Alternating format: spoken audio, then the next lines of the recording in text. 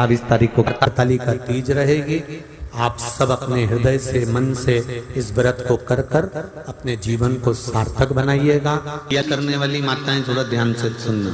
ये व्रत ऐसे होते हैं जिसमें जब माताएं करती हैं तो उस समय पर उमा, ब्रह्मणी और लक्ष्मी, इन तीनों की आराधना का फल उसको केवल एक व्रत से प्राप्त हो जाता है। हरतालिका तीज करी, इन तीज के व्रत का क्या विधान है, इन तीज के व्रत का क्या महत्व है, इन तीज के व्रत की क्या मूल्यता है, इसकी क्या महत्वता है।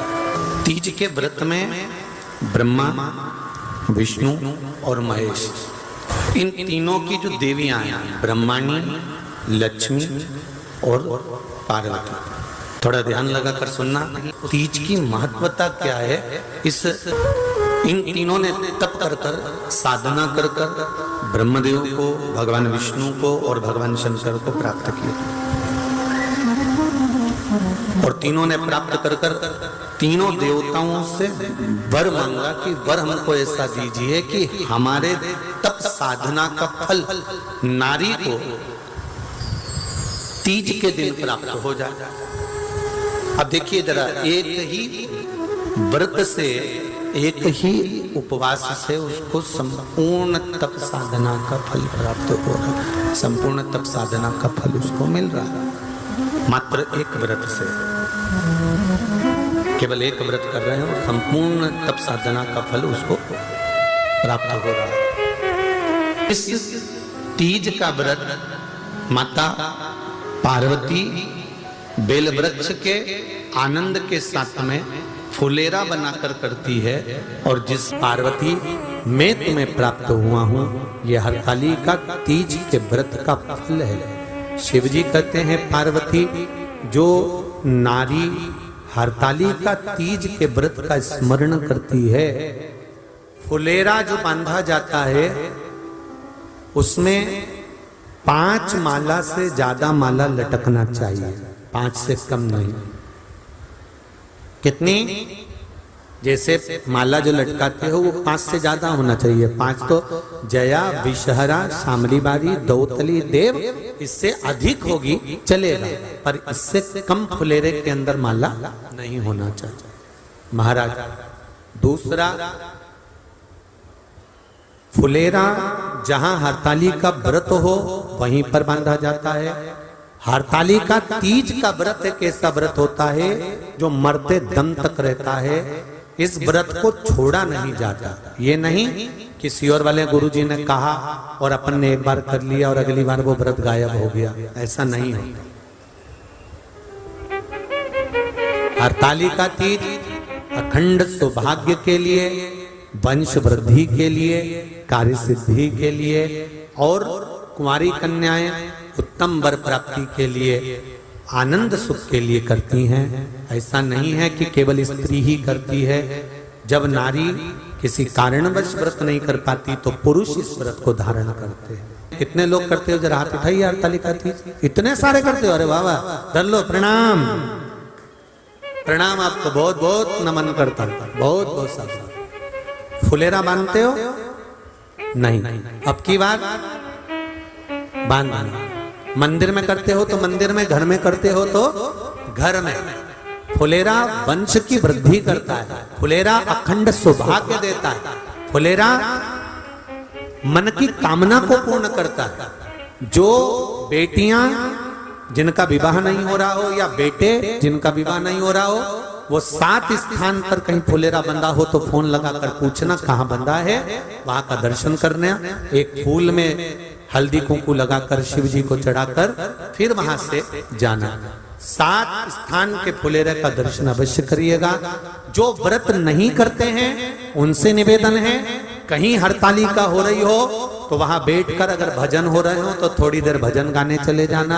अपने मोहल्ले में, कॉलोनी में, सोसाइटी में कहीं हरतालिका तीज का व्रत हो रहा हो तो 2-4 मिनट जाकर दर्शन जरूर करना, जिससे भोलेनाथ आपका अखंड सौभाग्य करे और आपके मन की कामना पूर्ण करे। बाबा सब कार्य सफल करे। जो किसी रोगवश हैं कोई बीमारी वश है तो फुलेरे का दर्शन अगर मंदिर में करते हैं तो बेलपत्र अवश्य समर्पित करें।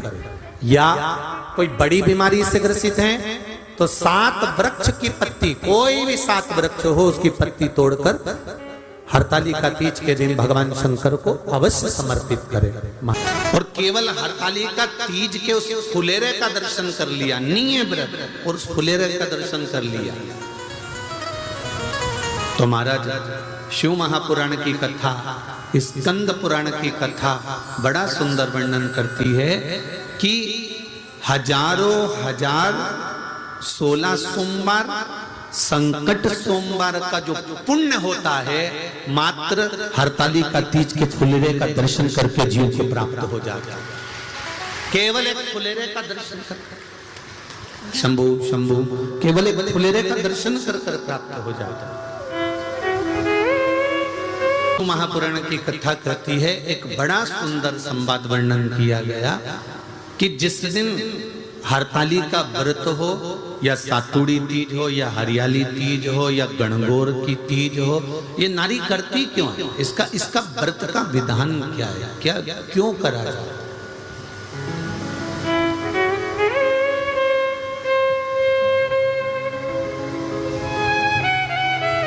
तो कहा ये अखंड सौभाग्य को देने के लिए करते। किस चीज के लिए है? जम के बोलो जरा। अखंड सौभाग्य के लिए।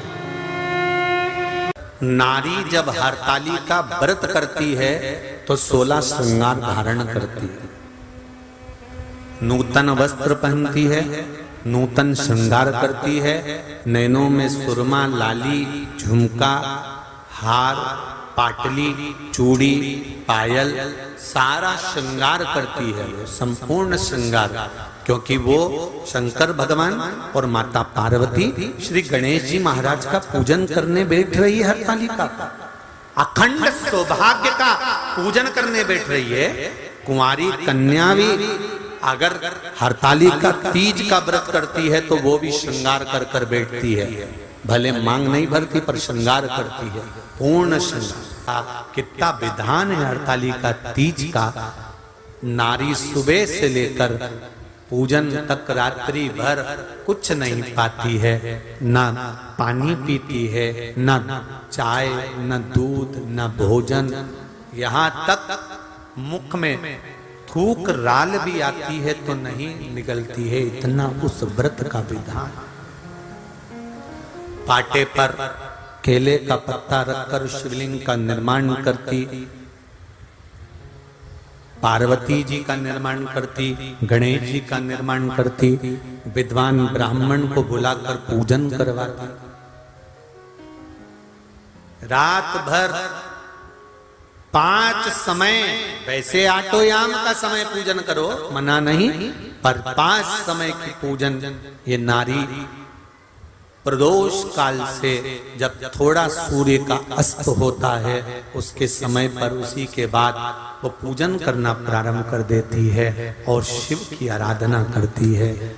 मौली, चंदन, रौली, हल्दी, अबीर, गुलाल, चावल सब शिव को समर्पित कर, फूल, पत्तियां, शमी पत्र, बेल पत्र, आंख का फूल, जहां जहां से पुष्प प्राप्त हो जाए वो पुष्प, 7 वृक्ष की पत्तियों को तोड़कर भी शंकर को समर्पित करते हैं। और दूध, दही, शहद, घी, शक्कर पूजन की थाली में सब रखकर शंकर भगवान के वस्त्र, नारी का अखंड सौभाग्य की सामग्री, वस्त्र आदि रखकर शिव जी का पूजन कर संकल्प कर हरतालिका तीज की कथा पढ़ भगवान शंकर का स्मरण किया जाता है। हरतालिका व्रत के अंतर्गत जब आप सुबह ब्रह्म मुहूर्त तक पूजन कर लें, पूजन करने के बाद में भगवान का विसर्जन करने के लिए जब नदी पर, तालाब पर, जहां बहता पानी हो, जहां सुंदर जल हो, बावड़ी, तालाब, नदी, जहां विसर्जन करने के लिए भगवान शंकर का जाएं तो जिसने व्रत करा होता है, जिसने उपास करा होता है, उसको विसर्जन तक जरूर जाना चाहिए। प्रयास।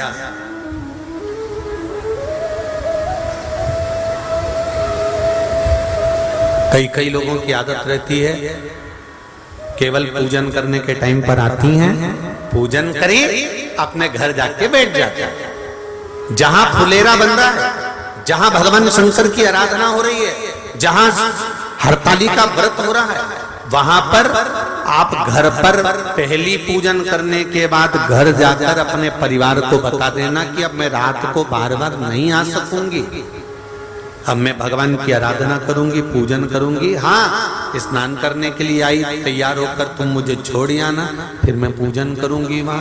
वो हो सकता है आना जाना, पर थोड़ा बैठ कर सत्संग, भजन, कीर्तन, श्री शिवाय नमस्तुभ्यम या पंचाक्षर मंत्र नमः शिवाय, नमः शिवाय या षडाक्षर मंत्र ओम नमः शिवाय या भगवान का भजन वहां बैठकर करते हैं। माताएं आखिरी पूजन करती है शंकर भगवान की, तो माता पार्वती जी को सिंदूर दान करती है। सिंदूर दान कर कर माताएं अपनी मांग में सिंदूर भरती है। हरताली का तीज कर आप लोगों को स्मरण कि अगर घर में दुख आया है, तकलीफ आई है, कष्ट आया है, कोई परेशानी आई है, तो पार्थिव शिवलिंग का अगर निर्माण करा जाए और 7 वृक्ष की पत्तियों को तोड़कर 7 आचमन जल, 7 चुल्लू जल शिव को चढ़ाया जाए और 7 वृक्ष की पत्तियों को तोड़कर शंकर पर चढ़ाया जाए तो दुख कट जाता है। कुछ अच्छी खबर मिलती जरूर है। एक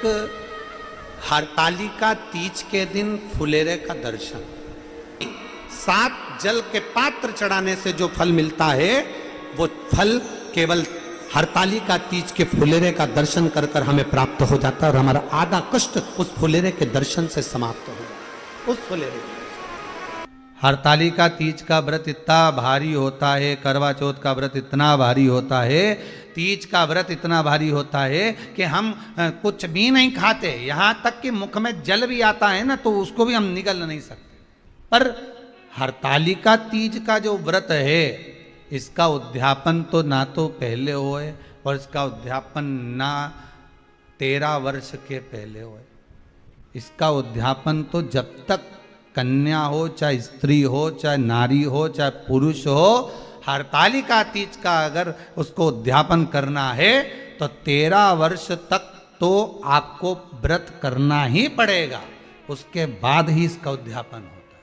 यदि आप उद्यापन कर रहे हो और आपका मन है कि मुझे उद्यापन करना ही है, तो 13 वर्ष तक जिस भाव से आप भगवान का व्रत कर रहे हो, साधना कर रहे हो, स्मरण कर रहे हो, उसी भाव से आप उसको करें। चतुर्थी के एक दिन पहले आ जाती है, सहज भाषा में समझ लो तीज को, हस्त नक्षत्र तृतीया।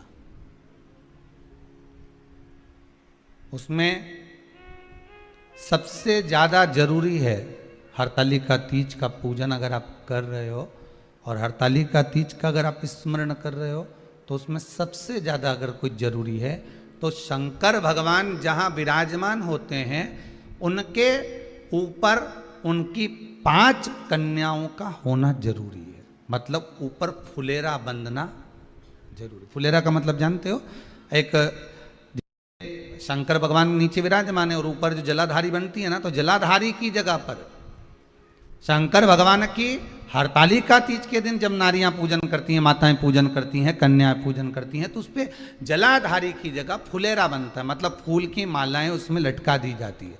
अब कितनी माला लटकाना चाहिए?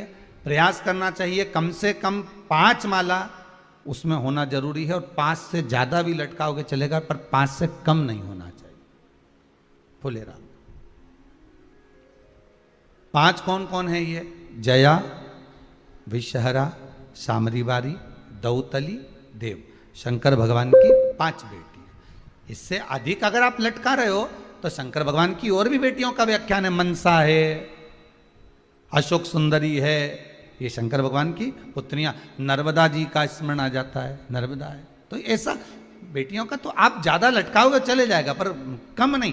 जैसे हरतालिका तीज का जो उद्यापन होता है, उद्यापन में सबसे मुख्य चीज क्या होती है कि जो भी आप वस्तु दान दे रहे हैं, जो भी आप वस्तु समर्पित कर रहे हैं, हरतालिका तीज के उद्यापन में जो भी सामग्री आप दे रहे हैं वो 5 होना चाहिए। जैसे फुलेरा का वर्णन किया कि फुलेरा 5 माला से ज्यादा होगा चलेगा, पर 5 से कम नहीं, अधिकता में। सबसे पहले हरतालिका पूजन, भगवान शिव की आराधना किसने करी थी? माता पार्वती। हरतालिका तीज का पूजन व्रत कुंवारी कन्या कर सकती है, शादी होने के बाद भी नारी कर सकती है। अंतिम अवस्था तक प्राण छूटे तब तक हरतालिका तीज का व्रत नहीं छोड़ना चाहिए। एक व्रत हमेशा याद रखो, एक एकादशी और एक हरतालिका। हाँ, इतना जरूर है, ज्यादा शरीर बेकार हो गया, बुढ़ापा आ गया, शरीर नहीं साथ दे रहा, तो कुछ फल खा लो, कुछ चाय दूध जूस आप लेकर कर लो। इतना भी नहीं बने, शरीर बहुत ही बेकार हो गया, तो आप एक समय फल का फलहार धारण कर लो, ठीक है।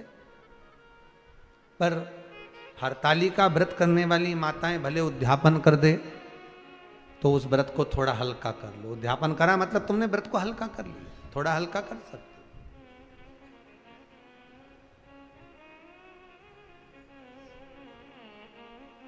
देवऋषि नारद ने जो बचपन में कहा था, बाल्यावस्था में जो देवऋषि नारद धारण करे थे, व्रत बताया था देवऋषि नारद ने कि शिव की आराधना करे कर लेगी तो जीवन का सुख पा जाएगी। शंकर की आराधना में वो सुख है का उद्यापन करते हैं। उसमें हरतालिका तीज का जो व्रत का उद्यापन करते हैं उसमें 5 चीज रखते हैं ना, 5 कपड़े स्त्री के, 5 कपड़े पुरुष के, 5 तरह का अनाज, 5 तरह का फलहार, 5 तरह का फल।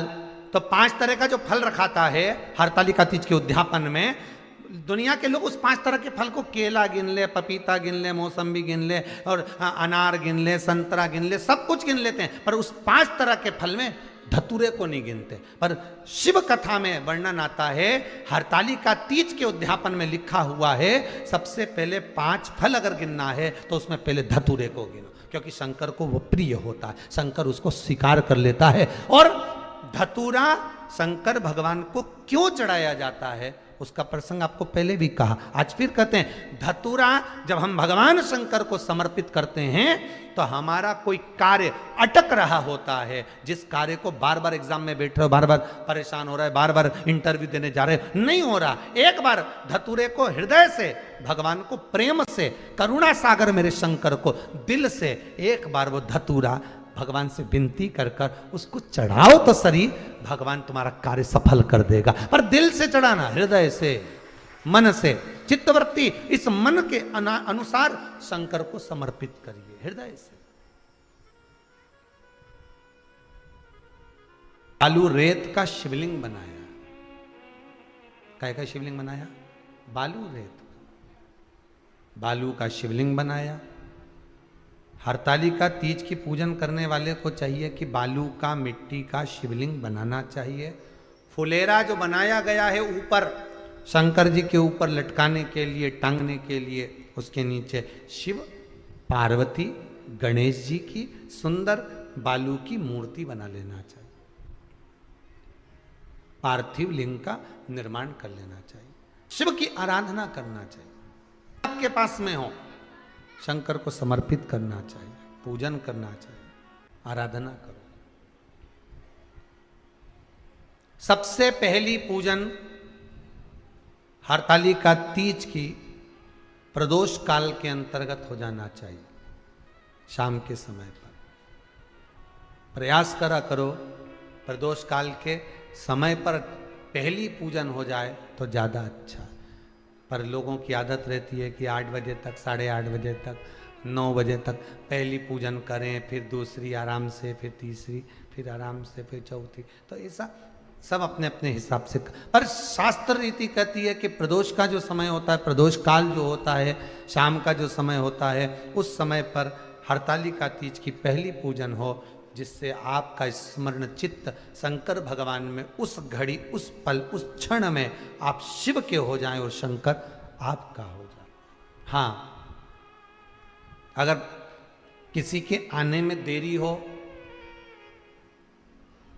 कोई आ नहीं पा रहा है, बहुत देरी हो रही हो, तो हरतालिका पूजन व्रत वर्णन करता है कि शिवलिंग का निर्माण, पार्वती जी की मूर्ति का निर्माण, गणेश जी का निर्माण और फुलेरा जो बनाया हुआ है,